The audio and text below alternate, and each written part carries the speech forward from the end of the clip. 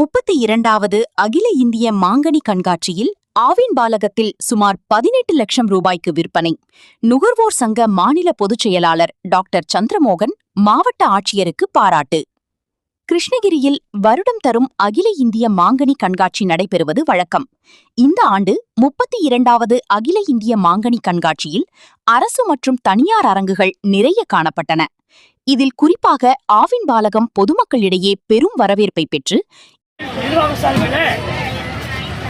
அகில இந்திய 32வது அகில இந்திய மாங்கனி கண்காட்சியில கிருஷ்ணகிரி மாவட்ட கூட்டுறவு பால் உற்பத்தியாளர் ஒன்றியம் சார்பில் இங்கு விற்பனை நிலை வைக்கப்பட்டது. சுமார் 18 லட்சத்துக்கு இந்த அனைத்து பொருட்களும் விற்பனை ஆகியுள்ளது. மிக சிறப்பாக இருக்கு. போன வருஷம் இல்லாத இந்த வருஷம் மிக சிறப்பாக அமைஞ்சிருக்கு.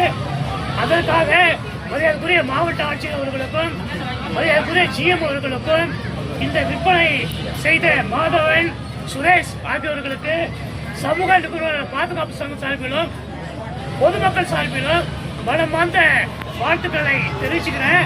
பாருங்க, 18 லட்சத்துல இந்த பால், நெய், ஐஸ்கிரீமு, குல்பி, பாதாம் பால், நெய் எல்லாம் சேல்ஸ் இருக்குது.